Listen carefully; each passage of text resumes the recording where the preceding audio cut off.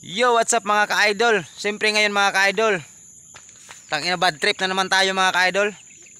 Dahil may napanood ako ng video kanina mga ka-idol, kanina pa talaga. Jasper Kaino, aka Batang Yagit. Ayan, so nakakilala nito kay Jasper Kaino, aka Batang Yagit. Bro, ikaw Jasper Kaino, bawas-bawasan mo yung hangin sa ulo mo. Ha? Ano ba nakain mo? Ba't mo tinira yung mga world champion natin? Respetuhin mo naman.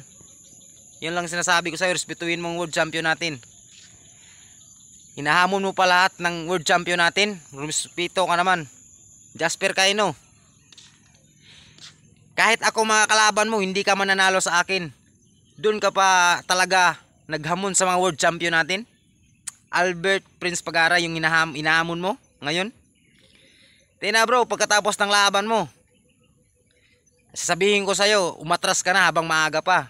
Dahil pagkatapos ng laban nyo kay Albert Prince Pagara, di ka na makakain ng matigas na kanin.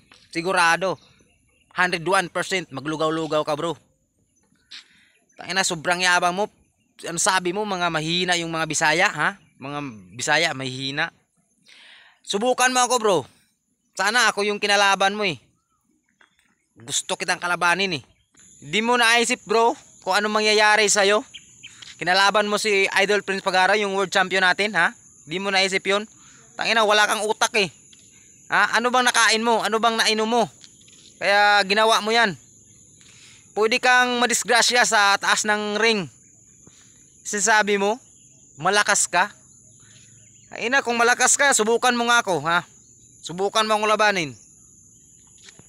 Tangina, papakita ko sa iyo kung gaano kahinang mga taga Bisaya, ha. Kaya bro, bawas-bawasan mong yabang mo, matuto kang rumispito sa mga world champion natin, ha.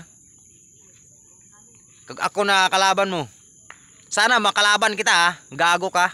Kaya sana Boss MJ, Boss Jonah, ayun, sana bigyan mo akong pagkakataon makalaban ko yan si ano, Jasper Kaino, ha. Gago yang putragis ang hinahayupak na yan eh. Kung paano ko dudurugin mukha niyan, ha? Gago ka.